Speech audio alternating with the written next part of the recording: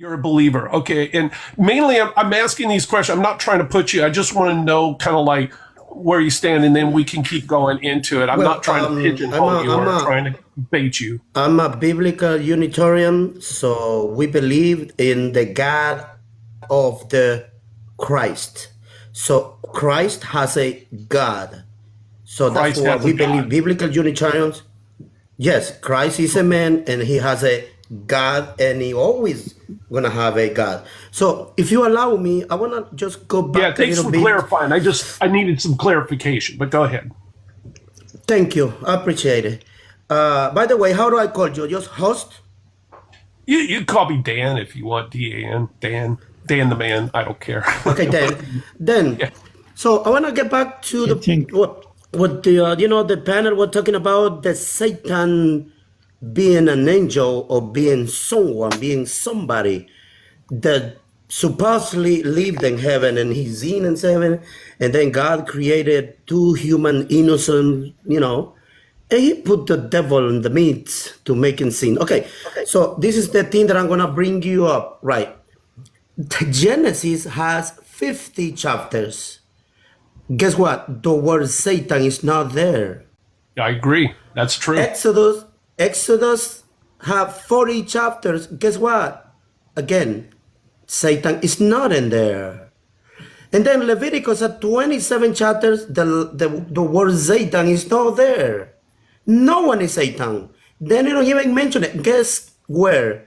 The fourth book of the Bible is called Numbers. And Numbers had 36 chapters. And then the verses, then the chapter 22, verses 22, is the first time you read the word Hasatan in Hebrew, the word right. Satan. So this is my point. If I ask you, you don't have to answer me, or whoever wanna answer me right quick, not to let my point go. If I ask you who was for you guys the angel of the Lord, even I'm not saying you believe or not, I just want an answer. Who was for you? Who was the angel of the Lord? What exactly do you mean, the angel of the Lord? Are you just meaning who is Satan In the to Old us? Testament is mentioned. In the Old Testament is mentioned the word angel of Yahweh or angel of the Lord. So for you, who he was? Who is this guy? In what specific part of the Old Testament are you talking about? Well, because the Bible has many angels. There's Gabriel, there's Michael, there's so many angels. You don't get my question, but you want to answer it. I'm trying to understand he asked you your a question. I'm trying to understand your question. Yeah, he's just trying to understand. Okay, I'm going to. I heard in Christianity that they said that Jesus pre-existed, and he pre-existed as the angel of the Lord. This is my point. If you guys believe that Jesus was in some kind of way the angel of the Lord, I know God had many angels, but there was one specific being called the angel of Yahweh. He appeared many times. That is not in the Bible. That is not. Show me one verse, please. Educate me. Show me one verse that refers to the angel of the Lord as a specific person. Okay, can you go to Exodus 3, please? I don't have my Bible, but you read it. I'll trust you. Go ahead and read it. Exodus what again? I'm sorry. 3 verses 2 and 3. And let me get it there. Okay, you went 2 and 3. So the angel of the Lord appears unto them in the flames of the fire out of a bush. There is the word angel of the Lord. Yes, that is a reference to any of the angels. There was the angel of the Lord that appeared to Mary. There's the angel of the Lord that appeared to Moses. Not for you then. That could be any. Okay. You don't like my answer. That's fine. I get the. Oh no! I'm with you. I don't believe that the angel of the Lord is one. You clearly don't like my answer. I don't believe in Christianity anymore. Just so you know. I'm not against you. I just told you that I liked your answer. I liked their answer. You being honest. You trying to put me in another position. Okay, so this is my point to Dan, the host. So the first time the word Satan is mentioned in the Bible, was the angel of the Lord. You can read it yourself, boss. If you read Numbers 22, verses 22, it said, the angel of the Lord came as a adversary. The word adversary has not been translated. Has not been translated for Satan. Why is it? Why they use the word adversary? Wait, sorry. Wait. I haven't finished.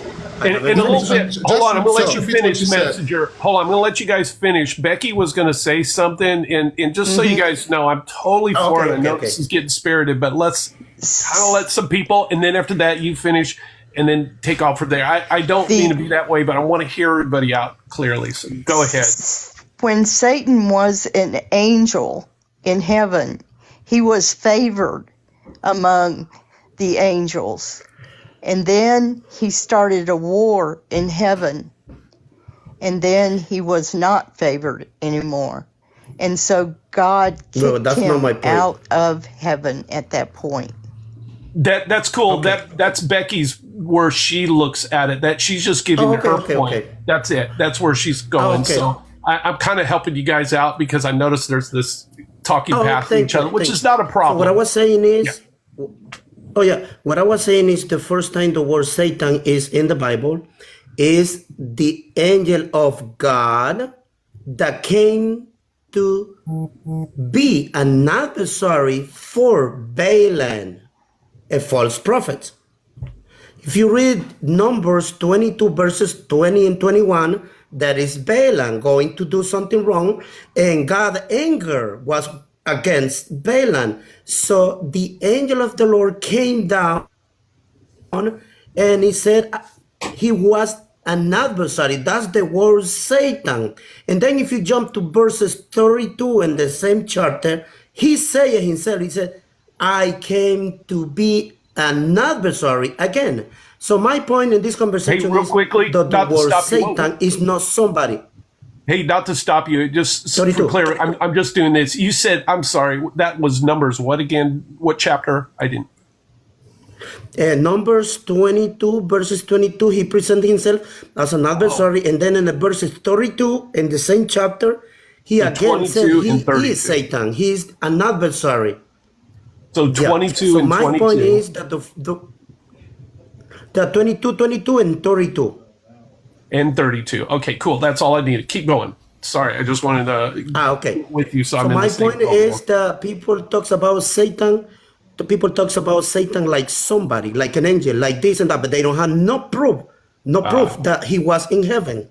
They just have misunderstood some passages, passages. But let me finish with this. The first time the word Satan is in the Bible is in Numbers 22 verses 32. After 139 chapters of the Bible is when you see the first time the word Satan. And it's not a bad angel, it's not an evil, it's somebody that comes as an adversary. So the translator, they know the word Satan means an adversary. And then later you see that God raised up an adversary for Solomon. So God is sending Satan to Solomon? No. God raised up a king to be an enemy for Solomon. David was Satan for the Philistine, because the Bible says so. So Satan in the Old Testament is not somebody. It's something that you do, something you are at that meaning. And then in the New Testament, Jesus himself called Peter Satan. Why? Because Peter was against his plan. Jesus called Judas, the one who's going to be betrayed.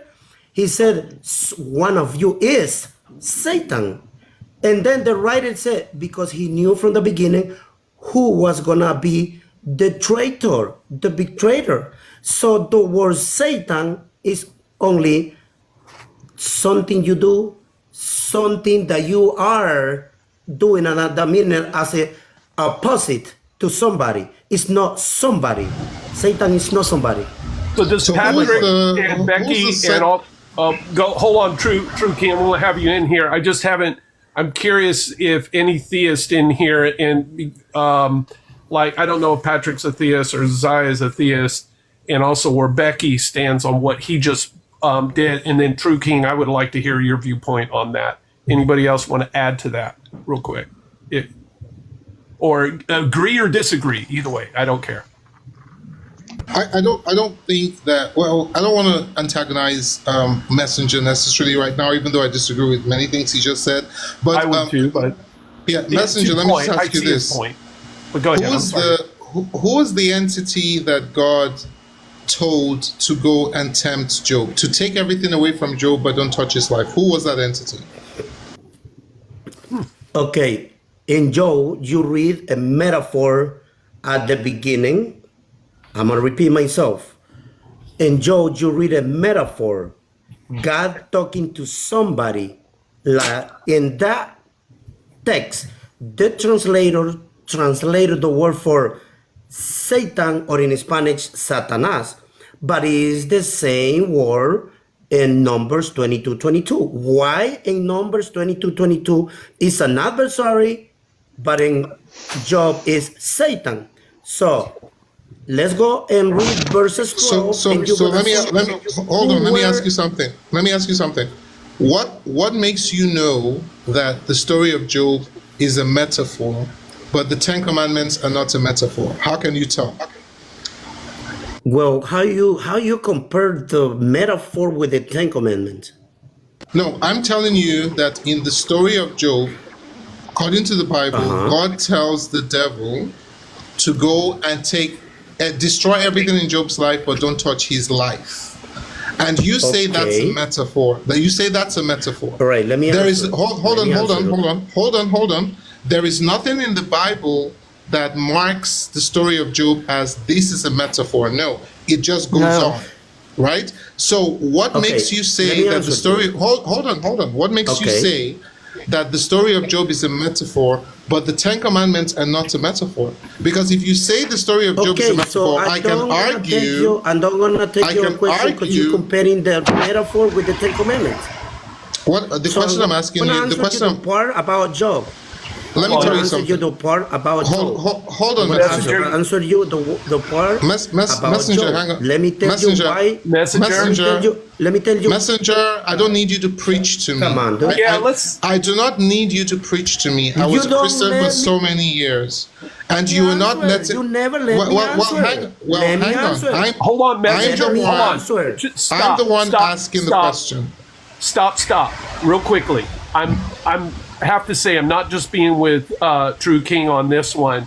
Messenger, you will get your point. Let him finish that point, and then after that, and get some clarification, and then feel free to go on. We got to kind of do this because we just burl over people, and sometimes we miss the message and we talk past each other. I need to go now. You got to go. Hey, Becky. I've really enjoyed it, though. Me too. Becky, if you ever want to, just so you know, and you want to have, because I'd love to talk to you. I sometimes do one-on-ones on here and I give that person 1 hour. It's just you and I, because I feel like there's a lot of questions I'd love to ask you and just kind of see where your stance is. And that goes for anybody else. If you feel like you just want to sit down, you can pick me and say, why did you come to your conclusion? I'd love to. Yeah, it's totally open. It's not a gotcha thing or you're bad for this. I don't do like other people, and I'm not one of those asshole atheists going, well, you're delusional. Yeah, I don't get into that shit. So, I just want to know why and how. And I'm sure you feel the same way with me, and that goes for everybody else. I think we both could learn a lot from each other. Absolutely. Yeah, I'd love that. Well, Becky, have a beautiful day. Thank you for coming on here. I really appreciate it. All right. I enjoyed it thoroughly. Have a good time, Becky. And we'll bring somebody. But now, go ahead. True King, go ahead, and the message, feel free, and he'll let you have the floor. So I do have to leave in a few minutes, but what I wanted to say was, I know I'm gonna join. I'm gonna what's the word? Follow you so I can join, because this has been interesting. Well, what I want to say is this, right? If the Bible is supposed to be taken literally, then it's supposed to be taken literally. If the Bible is supposed to be taken as a metaphor or you need the Holy Spirit to read it, then say so. But the problem I have is one Christian says this is literal. The other Christian says it's a metaphor. The third Christian says you need the Holy Spirit to understand it. Then that's just a joke, right? So we have to stay.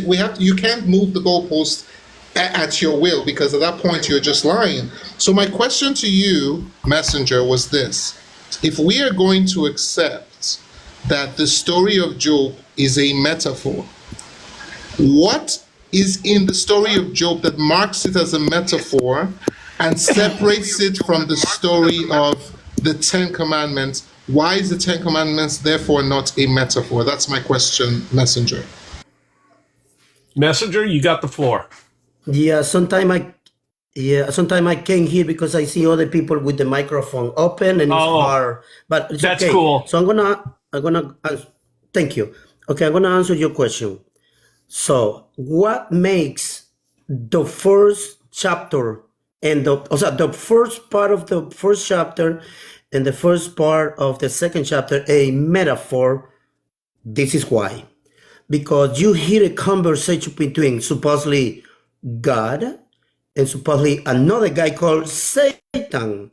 But the thing is, people take it that this conversation happens in heaven because they see one day the sons of God came and present themselves before God. The word present before God doesn't mean go to heaven. It means come to his presence like a prayer and holocaust and sacrifices. But I'm not going to go that way now. So why I think it's a metaphor? Because you hear a conversation, Satan and God talking about destroying Job. But guess what? If you read carefully, who destroyed Job? The text says it in verses 12. It said the Sabaeans, people from Saba, came and destroyed Job's family. And then you go to verse 15, and it said the Chaldeans came and destroyed Job's livestock, So why there is a conversation, God and Satan, but Satan never chose up to destroy Job. And my finish point is, when you read the last two verses of Job 1, Job is blaming God. When the book is about to finish, the writer himself says, the God in chapter 42, starting at verses 7, he said that the writer is the writer. He said, and God gave double to Job after all the damage he has caused to Job's family and livestock and everything. So you see that? So how do I know that it's a metaphor? Because it's a lot of places using the same Hebrew structure, and it's a metaphor. What I'm talking about? In Isaiah 14, you get a metaphor about the king of Babylon. But people take it that it's talking about an angel called Satan. But it's a metaphor. You read the word metaphor in there. And then when you go hold on. The word metaphor is not there in the Bible. And if you have to preach to answer the question, I feel like you're not really answering the question. So you think I'm preaching to you? You didn't answer my question. You went on to preach about another king of Babylon. I told you who were the enemies of Job. I told you to read it. Do you want to read it? Here's the thing. Read the verses 12 and 15. Can you read it? Let me tell you something. No, right? I want you to read the text I just quoted you. Hold on, no. Messenger, Hold on, I'm not carrying the Bible with me, so I'm not going to read it. But I'll tell you something. Okay, so why are you speaking about the Bible, but you don't want to read it? Can you please listen for a second? Can you please read the Bible? Are we talking about the Bible? You know what? No, hold on, stop. In all due respect, the only reason we're not, he, and I'm not taking sides on this one. It's like if True King asked me a straight question, do I support A? And if I do support A, I say, yes, I support A, and that is true, or no, it's not. After that, he may say, can you please elaborate on that and what supports it in the book? Then we can elaborate on those things. But I hate to call you out, Messenger, and I'm happy you're here. Believe me, I am. And I'm glad you're getting your points out. But the thing is kind of so we can save on time, if you can kind of get to those yes and no's for him. And then if he wants to have some clarification, let's do that. That's totally fine. I'm giving him the proof. And he's saying I asked you a simple question. I asked you a simple question, and you didn't answer the question. What is the thing in the story of Job? To prove it. You asked me for the proof. Okay, what's the verse? Okay, verses 12 and verse 15 say, who were verses 12 the and guys 15 who of what? Of what book? Job 1, verses 12 and verses 15. Okay, hold on. Host, can you please read Job, whatever verse he just quoted, Host, because I don't have a Bible. You're going to read it for me. You asked me to give you the proof. I want the host has the Bible there. I don't have the Bible with me. And you're not going to win your argument by saying because I don't have the Bible, then I don't have a point. The host can read the Bible. Let the host read it. That's a big fallacy if you do that. That's baiting and switching. So he's right about that. I wouldn't want to do it to anybody else, even to a Christian or a Muslim. So he's right. I mean, if you feel like you want to elaborate on that, Messenger, I'm totally fine. I was going to break it out and read it myself. You said it was in Job. Is that right? He asked me for a proof because he believes that it's not a metaphor. The conversation between God and Satan, I say it's a metaphor. And I said, I'm going to go ahead and prove that who destroyed Job's houses and children were men, were people. No. Stop right there. You're not answering my question. And my question is, what makes the story of Job a metaphor and the story of the Ten Commandments? Hold on. Messenger, you see, this is what you religious people do. You just dance back and forth. You can't answer a straightforward question. I ask you a question that is straightforward to anybody who's being honest. You're telling me the story of Job is a metaphor. Listen to me. You're telling me that the story of Job is a metaphor. Okay, fine. No, I didn't say that. You're lying. I didn't say the story of Job. Wait a minute. Now you are going back. You are lying. I said the first part of the chapter 1. That's what I said. I didn't say the story of Job is a metaphor. You're lying. I didn't say that. I'm recording. Maybe he misheard you. That's fine. You say it's not a metaphor. Where are you trying to go with this? Okay, this is what I said. I'm gonna repeat. Let's keep it short so we can get it back and forth better. So I said the part where God had a conversation with the Satan is in the first 6 verses of Job 1 and in the first verses of Job 2. So on both parts where the conversation happens, for me, I'm telling you, it's a metaphor. How do I know? I answered his question. How do I know it's a metaphor? I say, in the context. Because when you read the context, in the context, who killed the children of this man called Job were humans, not an angel. And then verses 12, I've proven it, and he don't want to take my answer. Verses 12 said that the Sabaeans killed the servants, and the verse 15 said the Chaldeans. It's human people killing another humans. It's not an angel killing humans. So the context tells you that the first part of the chapter 1 and chapter 2 is a metaphor. But he's lying, putting words on my mouth that I said the whole story of Job is a metaphor. He's lying. He's using that. It's a lie. I didn't say that. Okay, first of all, let me just say something real quick. Whoever just gifted me, Wolf needs to speak, and I need to get the other people in here too. Like whoever just gifted me, True King. Whoever just gifted me 500 points, bless your heart. I don't even know who that was. I don't know why you did it, but I'm totally validated for that. That was fine. I'm like, wow. Yeah, somebody just gave me 500 points. Like, thank you for that. I'm not sure who that was, but wow, thank you. The other thing is, I have always, this is one of the reasons why I stopped being a Christian. Because all of the leaders, all of the ministers, all of the prophets, all of the teachers that I ask questions to, very basic, simple questions. You are putting everyone they in had the same sack. You putting everyone messenger, in the same box. messenger. Do me a favor and just let me speak, please. I You're let judging. you speak. You are judging. You are judging. No, he's not. Messenger, would you please let me speak, right? I let you insult me and call me a liar, even though anybody who has been paying attention heard you say what Well, you when said. somebody lies- I didn't say anything. You are the Christian here, and you are Go the ahead. one who is not right. Okay. Drew King, take it. Yeah, so Please. what I was saying, one of the reasons why I stopped being a Christian was that I found out that most of the leaders of this religion were not able to answer my questions honestly. And whenever we got to a sticky point of those questions, all I heard was, you're going to burn in hell, you were disrespecting God, you were being used by the devil, you don't have the Holy Spirit. And it got to a point where I was just like, okay, this is not going to work for me. Now, Messenger, right?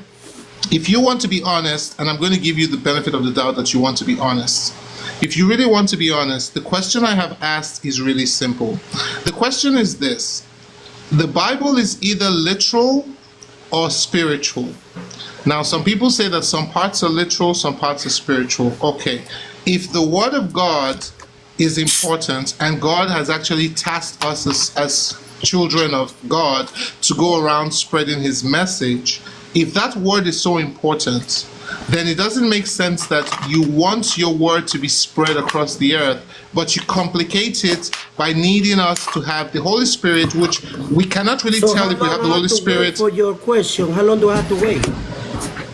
Messenger, I'm not asking you a Messenger, in all due question. respect, he allowed you to talk for quite a long time. So, give him a benefit of a doubt, too. Come on.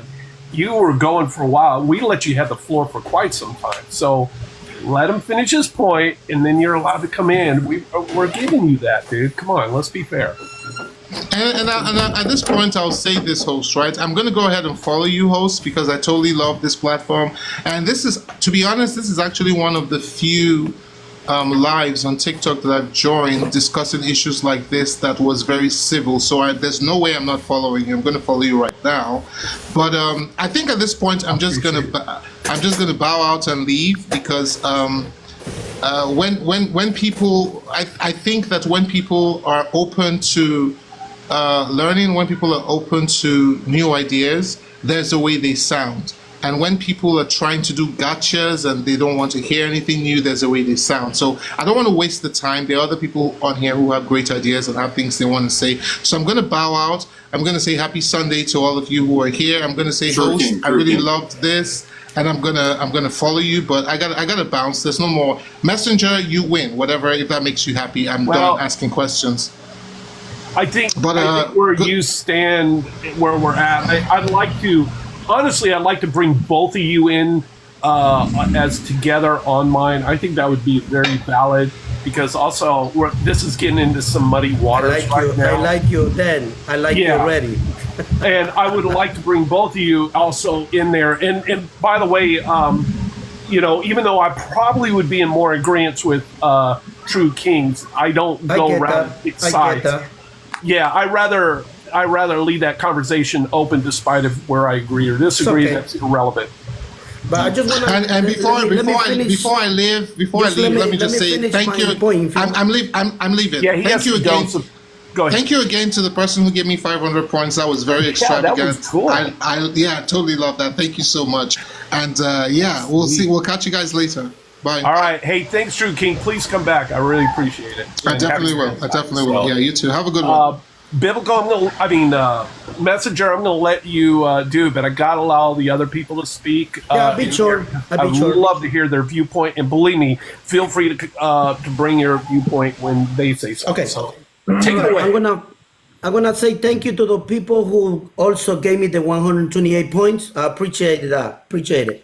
But wow. So, he asked me, Mr. Dan, how do I know it's a metaphor, but then he include in his statement that I said that the whole book of Job was a metaphor. I didn't say that. Well, So that's to be why fair, I didn't like what he was saying. I just clarified that part.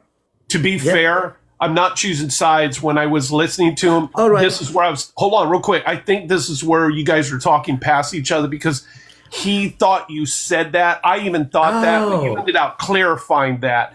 And I think that's where you guys were missing. And that's what he was trying to figure out. So I don't think he was putting words in your mouth. I think he was confused because it did kind of cross. And I was kind of thinking that too. But and you agree?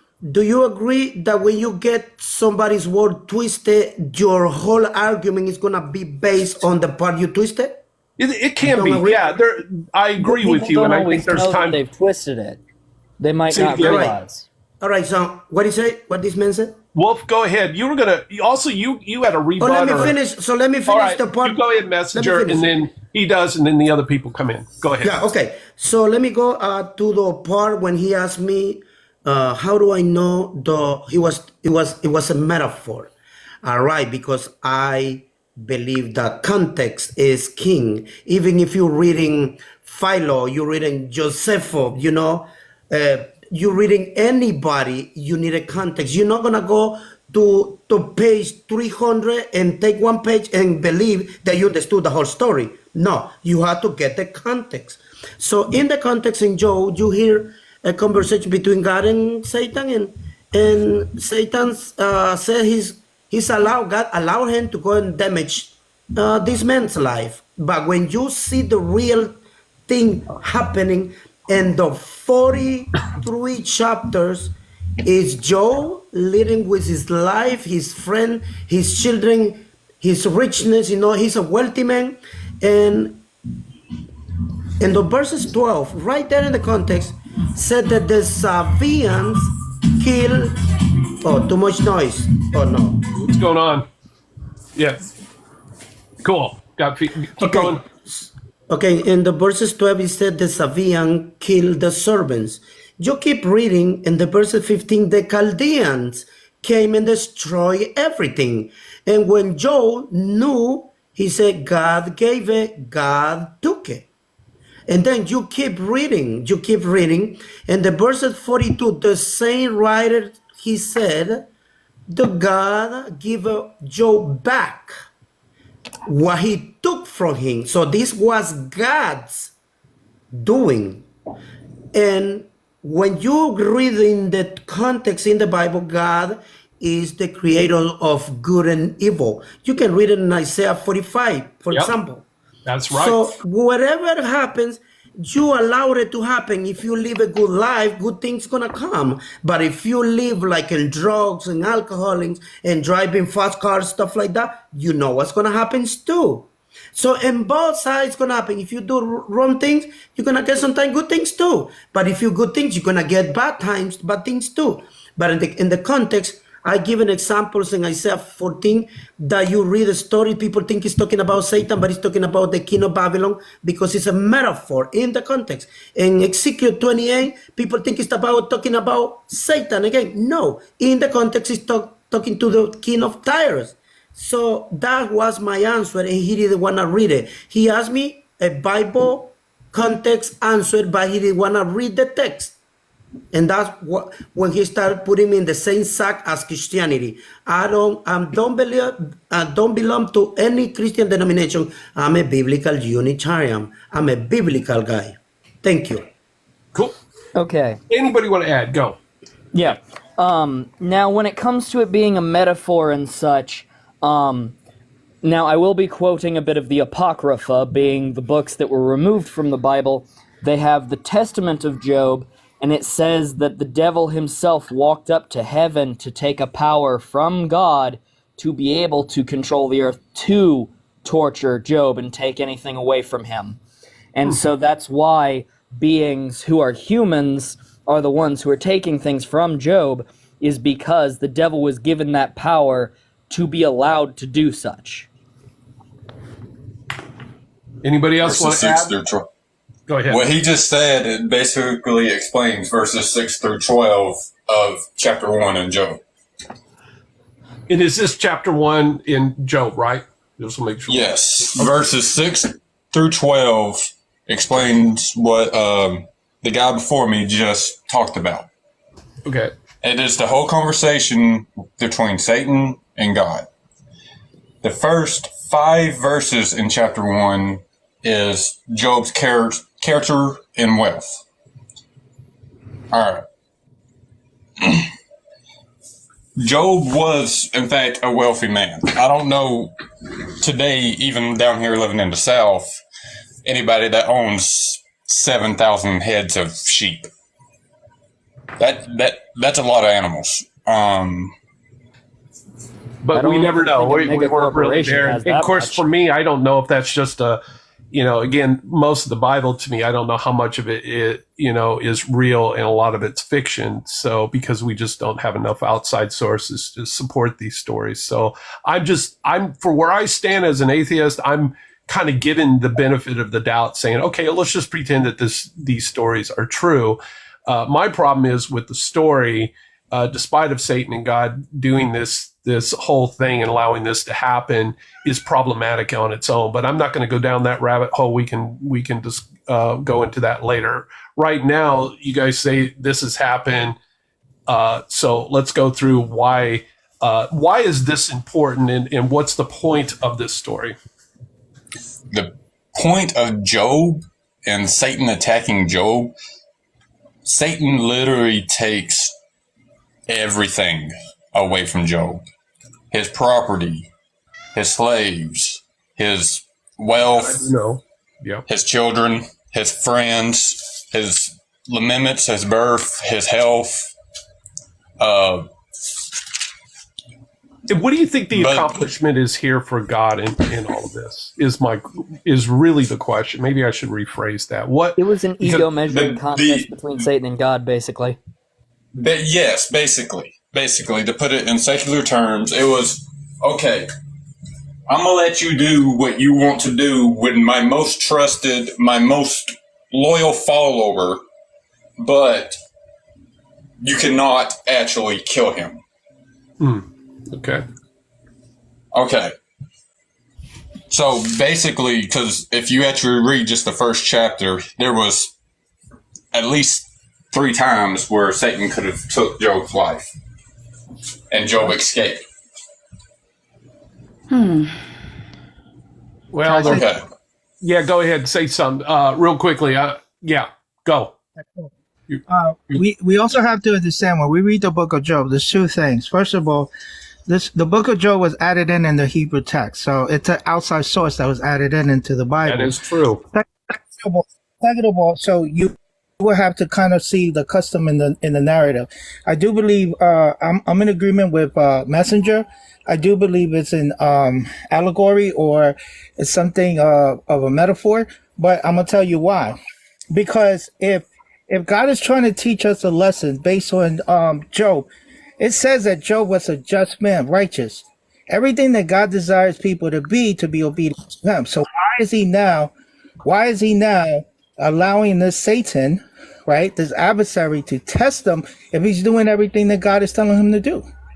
So you have to now go and tell me and explain to me, why do I need to take that conversation between Satan and God if Job is blameless? Now,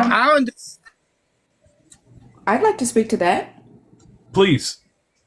My interpretation of it is it was to help us to identify those areas of deficiency in our humanity, because in my opinion, I believe the overall objective of us having this human experience as spiritual beings is to reconcile our humanity with our divinity in order to be more like our creator, whoever that is, right? And these stories in the Bible, and I am calling them stories because in my opinion, they really have not been validated. And in my opinion, I think that the Bible was corrupted by the God of this world, the people who are in operation and in agreement with the God of this world, if you want to base it on that, right? The evil, the opposition, the adversary, and I'm basing that from when it says, there's somewhere in the Bible where it says he cast Satan out of heaven. Where did he go? Did he come here? Did that entity come here? And then, so it opens up a lot of questions. But going back to the Job story, I think that it helps us to really check ourselves with regard to all of this materialistic stuff in this world. It's all based on materialism, and to for us to check ourselves to make sure that all of these material things that we come into possession doesn't define us. And that, it really, the way I see it as a lesson is, okay, when you go through all of these adversarial, unusual events in your life that strips you from everything that you believe that you have, then who are you? And why are you worshiping and praising God? Why are you worshiping and praising him? Because you have all these wonderful things? Well, be prepared to be tested. That's how I see how a loving creator would allow that story to be there to help us to become and to make sure we verify our belief and our loyalty to our creator, whoever or whatever that is. Hey, Vanessa. I know. I'm going to let you take. I was just curious because I just want to get a qualifier because I got, and you get to have. I just want to make sure I got your name. It looks like Beer Hug. Oh, Bear Hug too. Cool. I like that. From what I'm hearing, because I'm going to go by Buddhism really has a great text on this, but they have it a different way. It's not really about God and the devil kind of testing this grounds, if you want to use that, depending on how somebody looks at it. But Buddha kind of brought up to certain people about having attachment to things because we basically are going to be slaves to it. Right. And as everything, it grows and then it dies. Sometimes you get all of this stuff and it feels great and you love your, other behalf of whoever you're with. But eventually, one will pass and you will not be part of that. Eventually things will fall apart. And so it be. So maybe is this a metaphor of knowing let's not get attached to things? But I have to say in the Bible, for me, in this one, this is kind of a very grotesque way. In Buddhism, for instance, has a less grotesque way, as much as looking at things as not being permanent instead of testing somebody's basically due diligence towards them or faith towards them or bowing down to them. So there is a difference between that part. And otherwise, I'm done with my thing. Vanessa, if you want to add, and then we'll go to Bear Hug and see what he had to say. Yeah, and to your point about that, the way I see it is for us to, again, not to become detached. But, and all of his friends, they would gather around the fire, Job scraping the scabs off his arms, trying to process what the hell just happened, and his friends are saying, well, what did you do? Did you do something? Yeah. Haven't we all had that experience where if all hell breaks loose in our life, someone's coming in and there's always these friends that come around and says, well, is it something that you did? Yeah. And because these unusual events that happen in our life, we can't explain them. So they must be orchestrated or in agreement with AKA God's will, if you want to base it on that. So I definitely have had those experiences where people are stealing my thunder. Oh, sorry, Bear Hug. Stealing my thunder. Stop it. I'm sorry, Bear. I'm not. I'm just, sharing. I know. So that's basically that's basically my point in perspective, because if you read verse 3, it says, then Adonai said to Satan, have you noticed my servant Job? Right? Here's God talking to this guy, this angel he so-called removed out of his presence, yet he's talking to him. And then it says here, for there is no one like him on earth, a blameless, look at the characteristics, a blameless, this is Job, upright man who fear God and spawns evil. That means turn away from evil. So he's not really focused on, Job is not really focused on material things. He's focused on his God, basically on the characteristics that he puts in that verse. And then it says that he still holds firm to his integrity, though you incited me against him to ruin him without any reason. So here, this devil actually has the ability to persuade God to go against somebody who is blameless, upright, fear God, and turns away from evil. So this is why I say this has to be a metaphor. And now this is where I agree with the sister. This is something that has happened to Job that nobody can explain. Nobody knows why this man being like this, having those great characteristics that you would think that's what God seeks in every human being, all these horrible things are happening. Nobody has any clue why this is happening to him. So what do? The writer goes and makes it more into a heavenly perspective to say these are only things that God could answer. These are only things that God knows. Because humanity can't explain what's going on. There's a part in the story where it says every day Job went to the temple to pay sacrifice to God in observance because he was concerned about the welfare of his children. So the way I perceived that was he was operating out of fear, because the fear, he says, my greatest fear has come upon me. So in essence, those situations had to happen because he was operating in fear, and the fear I'm getting deep. The fear created these scenarios, and God, however way you want to see God or interpret God, in agreement yourself. So you came into agreement with that fear, and in essence created this unusual event. And now you're having to go to this experience. But the best thing about it, and I'm driven by positivity all the time. I always see the brighter side, is that story will help you to really daily check yourself. What's my motive? Why am I praising God? Why am I sowing all these great seeds to, if you are still going to church? Why am I doing all of this? So if you're driven by, and the great thing about it was, had he not had that experience, then he would not have had that revelation about himself and his God. Yeah, but he would have continued on been operating from fear. That's my interpretation of it. Well, but in chapter 1, verse 5, it says, when the rounds of the banquet days were completed, Job would send for them and consecrated them. That's his kids. He consecrated them, right? And then it says, and when he rose early in the morning and offered burnt offerings accordingly to the number of them all, his children, for Job said, perhaps my children have sinned and cursed God in their hearts. Thus Job did every day. So even let's say that there was some sort of fear in Job's heart. It doesn't defeat the fact that he's doing exactly what God said you have to do to repent. You have to do a blunt offering. That's exactly. But it wasn't, in my opinion, it wasn't his responsibility to do that on behalf of his children, because we're all our individual self. That's the way I see it. We're all individual, and that's why Can I jump in this part? Can you allow me? Listen, back in the days before Moses, I'm gonna explain this point clearly to understand what the lady just said. Job was making sacrifices on behalf of his children, on behalf of his household, on behalf of his servants. The text says that the children of God came and present themselves to the Lord. So that part, present before the Lord, is when Job presented sacrifices on behalf of his children. Why he did it?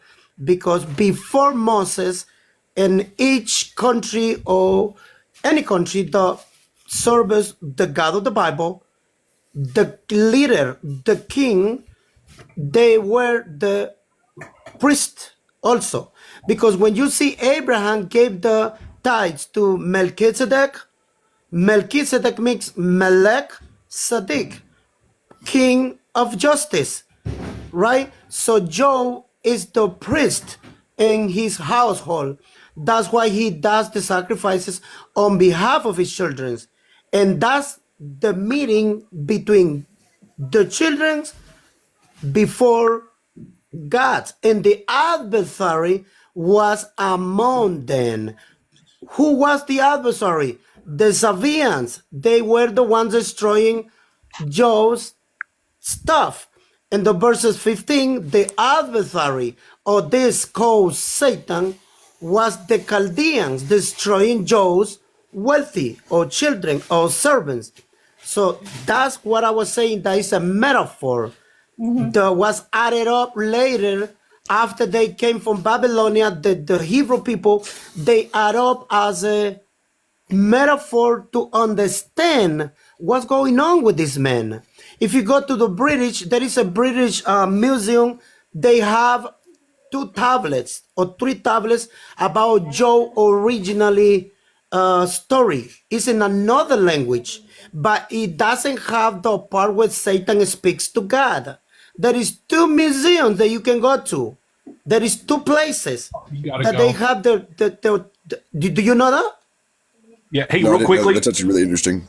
Not to pause. I want everybody. Potter, I'm going to let you definitely have the floor. Oh, he already left. I wanted to say the one that just was on there. I was going to say goodbye and everything. And also on the last part, I got about 20 minutes left, and because it's good. And then I'm going to give about 10 minutes grace because I'm just going to do a round thing where I want to ask these quick questions and hear what you guys have. Appreciate Dan. Appreciate it. Yeah. No. Oh yeah. No problem. And I want you to come back because. And we can always come back on this. I'm just starting to do English live, with my friend Walter and some other friends. You're doing a good job. Let me tell you who I am. Berjo, he left. I'm a big star in the Spanish community. I buy about 20,000 people in my live every day in Spanish. But I'm starting in English because I want to keep going and, let people know what I know. Yeah. So I appreciate. So anytime you're gonna have me soon, I'm already following you. Yeah, me too. I've already popped you on and everything. And believe me, I tend to give people always know this. I give theists. I mean, I get everybody on here, but I give theists of different religions first priority all the time. So, but I usually, especially when I have nothing but non-believers on here, I'm like, okay, I got to get some people in here to kind of like even out the playing field because I don't want everybody echoing the same crap. That way you make it dynamic, you don't have to go with one side. I appreciate it. But can I just take about 20 seconds? So I want you people to do some research. In the Hebrew books, they were put together after the Babylonian captivity. And there is proof in rabbinical writings that the story of Job was put together and they add up the metaphor part. The Isaiah book, it was only 1 book, but Isaiah has 2 books in it. So where did the other book come from? So 1 book said that God is all good, and the other book said that God is the creator of the good and evil. So there was some how you call it, scribes trying to make God look good, but they understood it wrong. God doesn't need help. God, from the beginning, he said he was the creator of the light and he was the creator of the dark. So what they were doing is, oh no, our God is so good. No, God gave him this, and I finish with this. When he spoke to Moses and the mountain after they worship the calf, the golden calf, he told them, I put before you, you see, the commandments on one side and the disobedience on the other side. You see that? I give the blessing on one side, but I give you the curse on the other side. So what was the blessing? If you are faithful to me. What was the curse? If you are not faithful. I give you the life, but I also give you the death. So they knew it from the beginning, but the scribe, they were trying to make it look different when they came after the Babylonian captivity because they were guilty. They knew they were faithful to God. They weren't. That's why God had the Babylonians destroy them. So in the museum, in the British Museum, there is one piece of tablet, very old. It precedes the Paleo Hebrew. It precedes that. And the story is about the man right after the flood in the place, and he had another name, but they don't have it. The tablets is not the part where God conversates with the devil. It's not in the tablet, but the rest of the book is in the tablet. And that's all I want to say. Thank you very much. Yeah, no problem. And Potter, you wanted to say something. I wanted you to have the floor, and then everybody else can chime in. Go ahead, Potter. Dude did pretty good with with what he was saying. But hey, good morning, everyone. I'm gonna start with that. Hey, good morning, Potter. How you doing? For lack of a better term, I got to call myself a Christian just because, like, I try to walk Christ-like, but I don't believe in a lot of the way the church sees stuff. Like if you go into a Baptist church and you talk about like tarot or something, they're like, "Oh no, witch," you know what I mean? And it's kind of crazy. Like he was saying, God supposedly made everything, right, and that includes light and dark. So God could be everything since he said he was omnipotent and present. I think that evil being an idea of like they're straying away from God or whatever. I think that he's still there too. If everything is what he's representing, then everything is what he is as well. Like Lucifer being his own creation anyway, still, like angels, I don't even know where it says this, and maybe somebody can enlighten me, but, I was under the impression that angels didn't have free will. It's why Lucifer was like... Angels are servants. Angels are servants. Angels are not seen as children. So God doesn't ask angels the same thing as the children. They are servants. So then how did if they don't have that free will, how was there a disagreement? How did that happen? And then also, as a second part to that question, if Lucifer's still an angel and still a servant, then is he not still doing God's will? Right. Well, yeah. I mean, I was just going to bring that. Good point. Yeah. Well, Because the Apocrypha it doesn't actually covers it exist. a bit. It's not an angel. Wolf, go ahead. You were going to say, and then we'll give it to the next one. Wolf. In the Apocrypha, it says basically that originally angels did have free will, and then there was a rebellion, and then at least What the book of the angels of Apocrypha? seventh heaven and above do not have free will because of their closeness to God, and I imagine you might have a fear of his power being taken, but below seventh heaven, there is variety. Some have freedom, some don't. Anybody else want to add to it? Here's my question to this gentleman that believes in the Apocrypha, right? Because I do believe that you have to match up the Apocrypha with the Torah and the prophets. So here's my question. In Genesis, I think, chapter 8, verse 21, in the book of Enoch, it says that God he sent the flood to purify the earth from the mixed breed of angels and humans.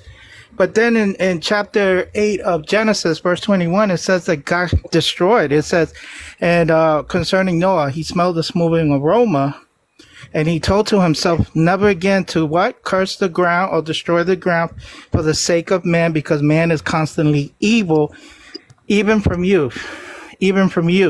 So here, God is literally saying that he destroyed humanity because of the wicked deeds, not because of a mixed breed, like Enoch says. So that's a contradiction right there. So why would I believe a book of Enoch, and I have found so many other ones, if it doesn't go along with the Torah?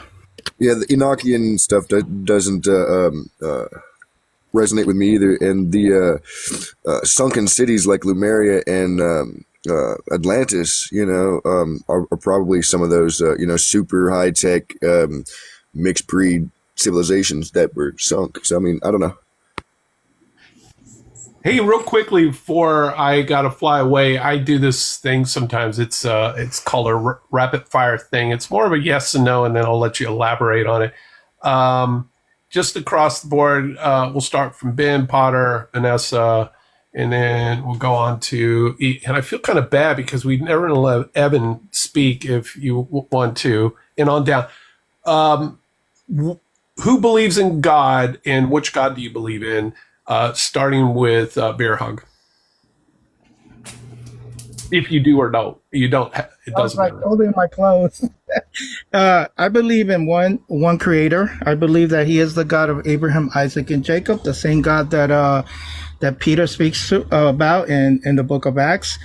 And so yeah, I also wanted to bring up another scripture. If man, I'm not going to take that long. It's in Genesis chapter 3. Maybe you guys already brought it up, verse 22. When he says concerning man's fall, he says, and man has become like one of us, knowing both good and evil. That means that God had already, with whoever the us is, it could be the divine councils, knew already good and evil. So here's my question. If God is God, why would he not know good and evil? He has to know these concepts, or else he wouldn't be God. He would be limited. So yeah, that's who the God that I believe in. Potter?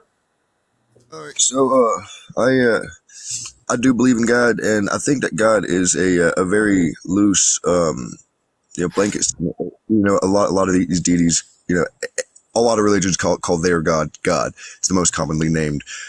But so I believe in Yahweh, son of El, right, being the father of Jesus.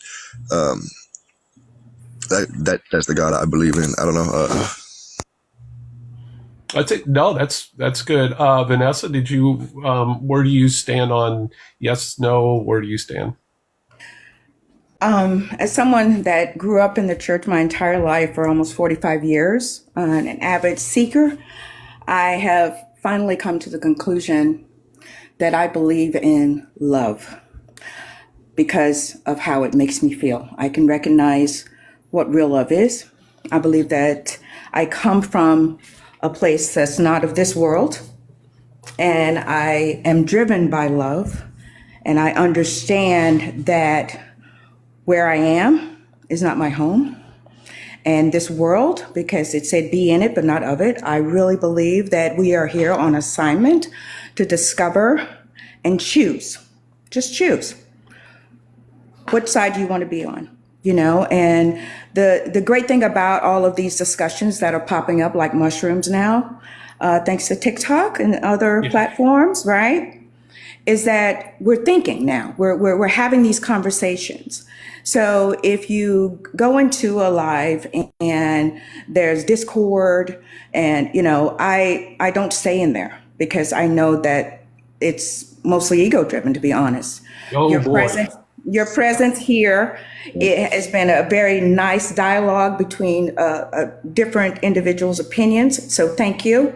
But I believe in love. That's it. Because I don't know all of these stories and these books and these references. I just encourage everybody, whatever resonates with you, and you're able to be an example of what that looks like to other people that you encounter, then go down that path. Well said. Thanks, everyone. Thank you. I think it's Evan Garrett. Would you like to add anything to it? Yes, I would like to add to Vanessa's love, but I'm a little in between Vanessa and Potter. I do believe Yahweh is God, but at the same time, I believe God is love. It's basically 1 John chapter 4. Behold, let us love one another, for love is of God, and everyone that loveth is born of God and knoweth God. I like that passage. It is a good, more empathetic one. I forget which one is that. What was that? John, what again? I apologize. 1 John chapter 4, verse 7. That's right. There are multiple points. I can't keep all of this in my head. So verse 7. Yeah, Thank you. There are multiple points in the Bible where it references God as love, like itself. And I do tell people that same thing that Vanessa said. I'm glad she said that. I just kind of woke up, so my brain's still waking up. I don't even know where my glasses are yet. But all right, so am I.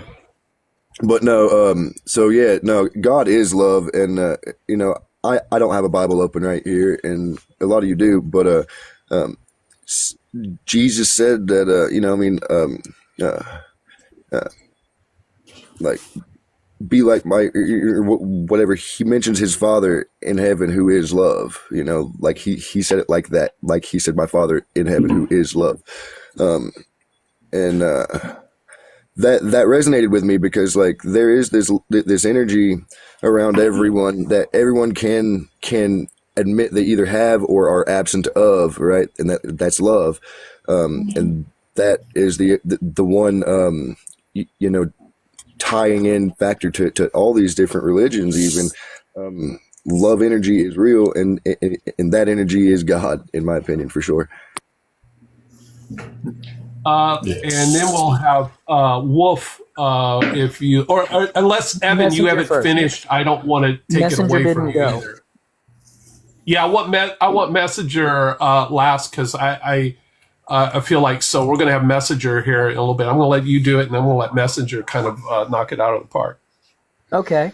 I'm an Unless you want to knock it out of the park, then I'll go with him. It doesn't matter. I don't really care. Meh. I'm an omnist who tries to believe all, and I like to seek all knowledge. That's why I've gathered the Apocrypha. I gather anything hidden, and I try to follow the morals more of the Norse and Buddhist as kind of a mix.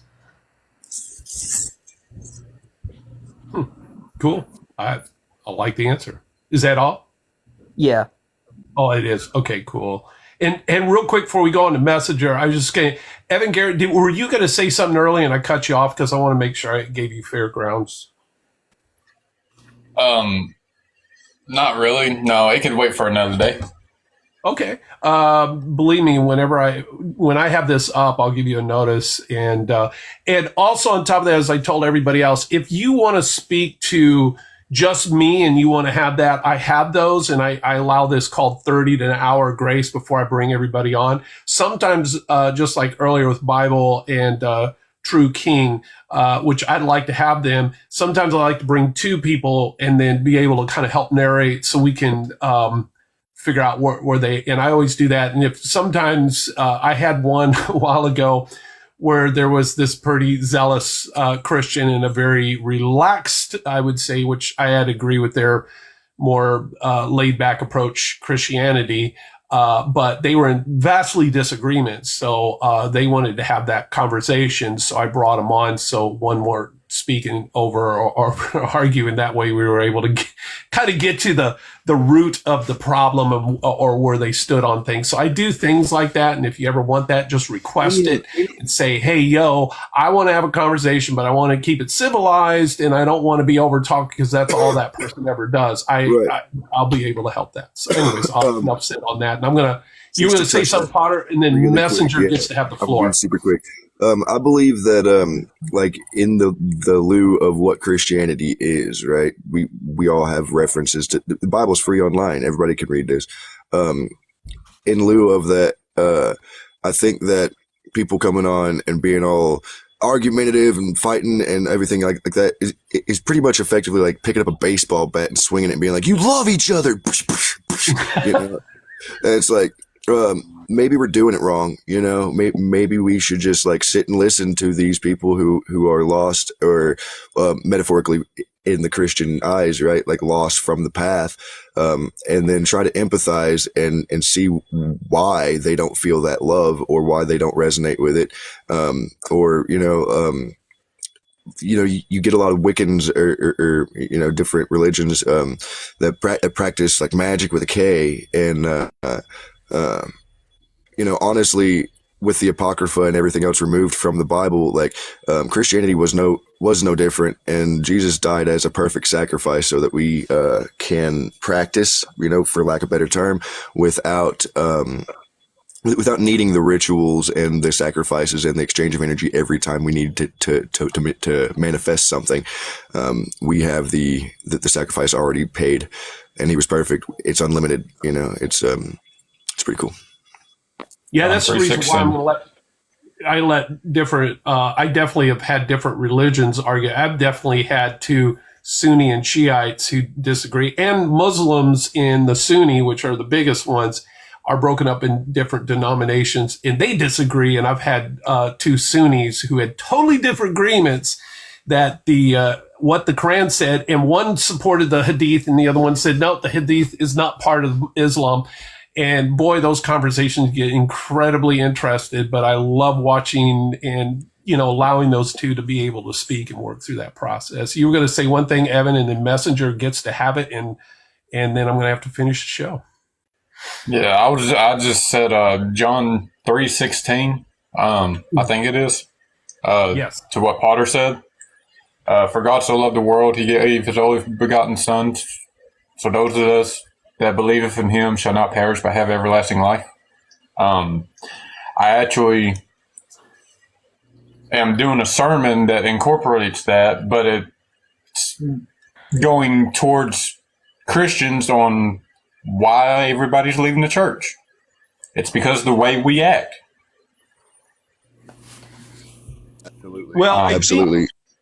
To be fair, I agree that there are a lot, but I'm watching Christianity going through an evolution right now. I'm seeing a lot of cool Christians. Like I've had them on where they're off of the eternal damnation thing. They don't believe in this whole thing. It's really kind of where Vanessa's at, where it's like, how can we get to the level of higher compassion and love and understand each other? And maybe hell is what we're creating here, or like me, people say, do you think there might be an afterlife? Well, I don't know. I mean, I'm skeptical on all the stuff that people say, but if there is, I think people need to give God a little bit better credit. I think in a lot of ways, people don't go to this place to burn and torture. I think sometimes when we do a lot of bad things, for instance, let's just use a dictator. I think sometimes they have to, the hell is when they die, they have to kind of see it's like psychology. It's like they go through a heavy psychology of things, and the process, like we all do, we go through tear and pain and so forth internally until we get that out, and there's this aha moment and we wake up from it. Because personally, I'd rather be able to talk to these horrible dictators who have been rehabilitated and say, how did you come to this conclusion? What happened? Why did you do all of this carnage and stuff? That I would be really interested instead of seeing them torture. Someone has to play the bad guy, guys. Well, Someone right, has to right. play the bad guy. You're talking for about us hell. to choose and to recognize the difference. Forgive me. Well, that's Brandon. also God, right? But no, so hell, in the like Arabic, Hel, Yeah. kind of describes limbo. It's not like the lake of fire is a separate iteration. That's not what hell is. Hell is where we're at currently, like figuring it out in the limbo between here and the eternal. We are in hell, but not the hell that you think hell is. Hell is the waiting room. Can I ask a quick question? Go ahead, because I got to give Messenger and I haven't allowed the floor. But go ahead, please. No, you're good. The Please. sister said, I know. I'm going to be really quick. The sister said somebody had to play the bad guy. So here's my question: can we say that humanity could be that bad guy? No, it was to carry out. Remember, if you're going to reference the Bible, in the Garden of Eden, God didn't want us to come into the knowledge of good and evil. Knowledge is being intimate with that experience. So since I understand that, they had to live out these experiences of good and evil. Therefore, someone has to play the bad guy. So yeah, I understand that, but who made the choice at the end? Well, if you're going to reference the Bible, the Garden of Eden, Adam and Eve. The man and the woman. The man and the woman made the choice to disobey God. So wouldn't that be the source of evil? No. The choice? No. It was so that we had to carry out the knowledge, the intimacy of good and evil, having those experiences. You can't know something until you until you experience it. So that's why, if you're going to say don't eat the apple or this, that, don't eat from the tree of knowledge of good and evil, because you will have to experience that.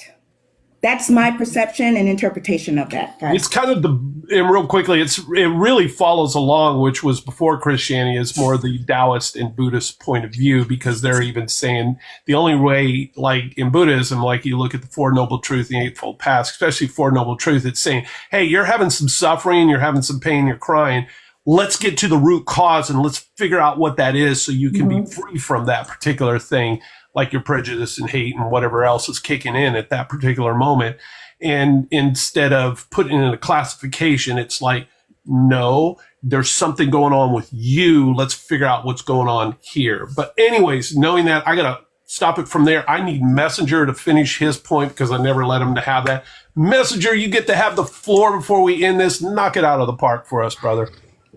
I like that. Okay. Sorry to put you on the spot, right? So the first you ask the guys to finish up, like saying what they believe. So I believe that the creator is the God of Abraham, Isaac, and Jacob. And the same God is the God who raised up Jesus from the dead. That God gave him the power to this man.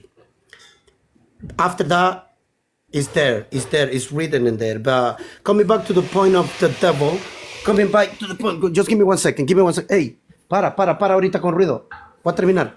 Thank you. So my wife was using the blender at the right minute. I have to stop her. Hey, if she needs to use the blender real quick, we'll take a pause if you want to. That's got a little bit of time. No, because he's been hearing, I've been silent in the room, and now she starts using it. All right, but let me finish. All right, so getting back to the Satan, like I told you, my point was that Satan is not an angel.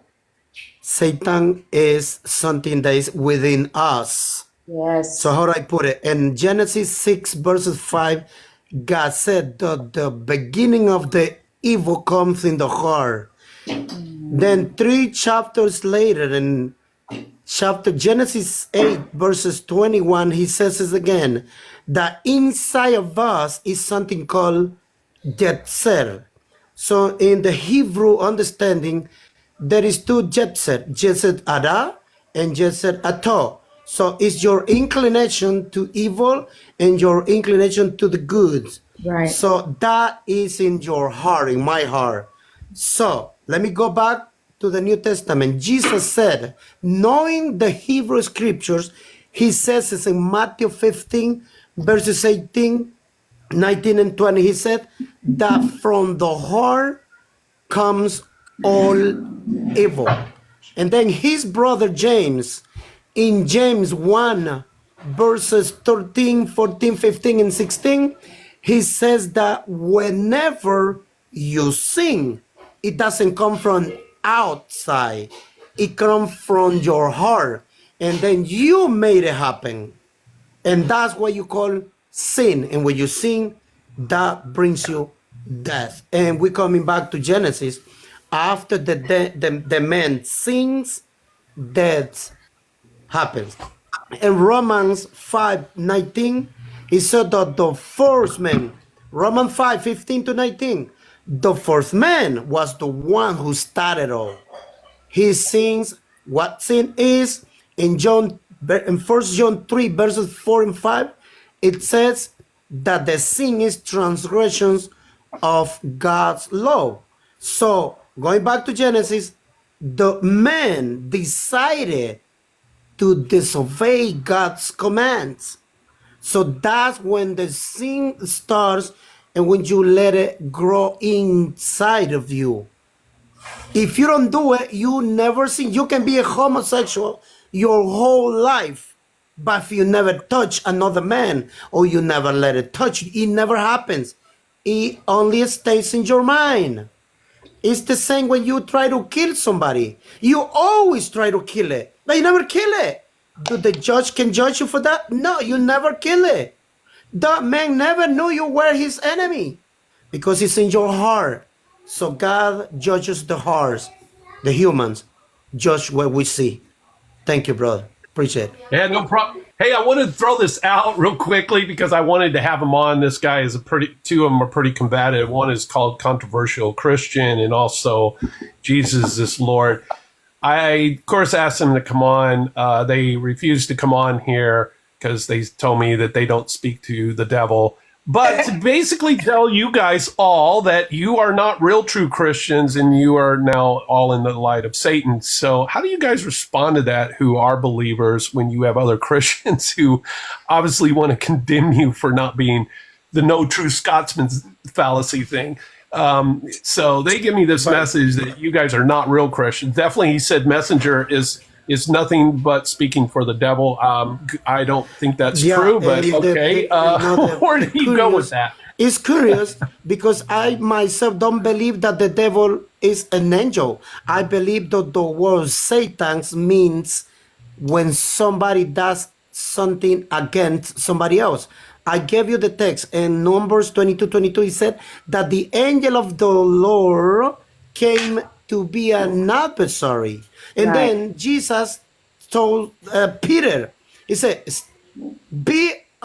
get away from me, Satan. And then he said, why he called him Satan? He was saying the word, get away from me, adversary. You Right. are opposing to my You're opposing. purpose. Yep. That's what he was Exactly. saying. And then when he said, one of you is Satan. And then the writer understood it, but Christianity don't understand. The writer said in the next verse, oh, he was saying this because he knew from the beginning who was going to be the one who betrayed him. They understood what Jesus was saying with the word Satan. Satan is not an angel. It's not somebody. It's something you do. Well, then that Well, it's too bad. put the Oh, go ahead. responsibility Sorry back for on that. ourselves, right? For these folks that are saying, well, you guys are of Satan and all this kind of stuff, because once you assume responsibility that you can be Satan and you can be Jesus, right? They had to blame somebody. They had to blame somebody else, but not themselves. Right. Then you can operate as God.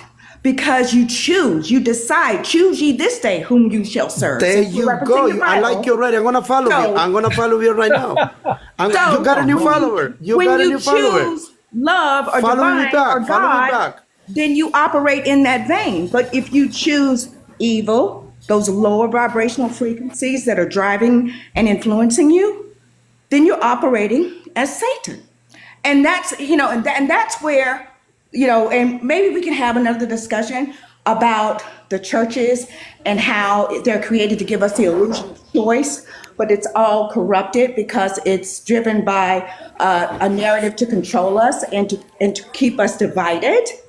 So that's why. And until they assume responsibility, they're going to operate and have that cognitive dissonance where, no, let me add something, Vanessa. Right. Well, Vanessa, also, real quickly, I just gonna add Messenger, something go ahead and right quick. finish, but I want Potter and the other guys, Oh yeah, Potter, I just Evan, want to add and something about what Vanessa said. You know, Vanessa. My friends too. I got some supporters in here. In my Spanish life, I got all the time pastor, evangelist, preached that when I bring an argument and that argument confront what they believe, you know what they end up doing it? You are from the devil. You are some of the Beelzebub. You are this, and they do it all the time. It's a default Why? mechanism from the conditioning from, the programming. All right, but anyway, hey Dan, thank you so much. I'm gonna have to go. Yeah, thank you for being here. You have a beautiful day. Hey, how do I say it? I want to make sure I say it correctly. Que tengas buen días. Did I say it correctly?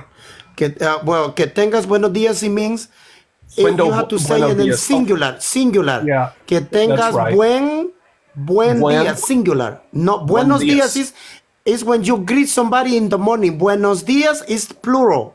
Yes. Buenos días is plural. But when you said que tengas buen día, you have to say it singular because you are just wishing this person himself to have a good day. Que tengas buen días. So I wanted to say that. Muchas gracias. Muchas gracias a todos. Anyways, Potter, I wanted you to go ahead and say, and then Vanessa, if you also, but I wanted Potter, Evan, and then Wolf, and then and then after that, I kind of need to close it up. If there's any Potter, how did you feel about that comment of somebody basically telling you you're not a real Christian, you're of the devil?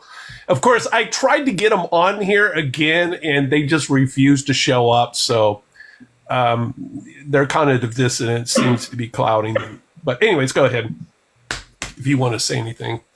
If he's there. If not, Evan, you can take it away. Or if they're real Christians, how are they judging what we say is of the devil?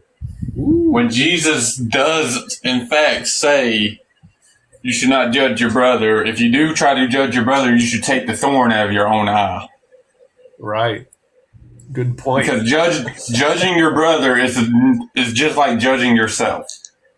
It's the reason why I have issues with courts because, okay, you're saying you're better than me because you get to judge. All right. That's a whole different topic, but I ain't going into that. But Yeah, I know it's kind of a deep one.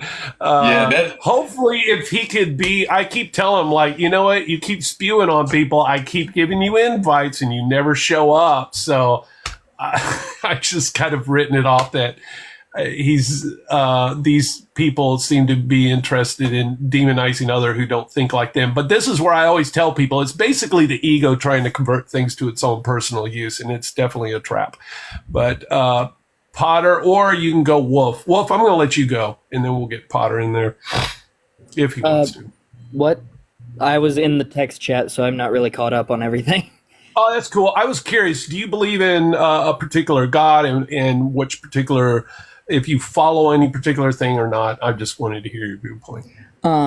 Again, omnist, believing in all deities. In my mind, whenever you pass, you basically go to a waiting office where it's like, hey, what was your belief? And then they just sort you into that area. I like that. That's interesting. And for the most part, I try to follow the morals of the Norse and the Buddhists. Buddhism being love all people and respect all people, and the Norse being be ready for combat and seek all knowledge, be ready to defend yourself, but overall, try to learn everything you can. I like it. Potter, you got anything you want to add, or I haven't heard from you unless you're gone, because I got to close up here, so I don't have much time. Oh, well, I don't know if he's there. Anyways, thank you so much, guys, for being here. We'll definitely, I'll try to have another Sunday morning, possibly a Saturday morning, depending on the situation. And lately, a lot of people are asking me, hey, you haven't been doing yours in a while. I had some pretty big things that I've had to take on. But now my schedule's loosening up and I can finally maybe get on track and have these open discussions. So, by the way, I just want to say for Potter, Vanessa, Evan, and Messenger, and plus Wolf, thank you for being here today. I appreciate that. So, anyways, hope you guys have a beautiful day and enjoy. You too. Thanks for having us. This was great. Yeah, you too, Messenger, and I mean Vanessa. Sorry, and Messenger. I guess he's already gone. And Vanessa, yeah, thank you, and I appreciate it. Otherwise, I'll see you guys later. Peace. Bye. Indeed.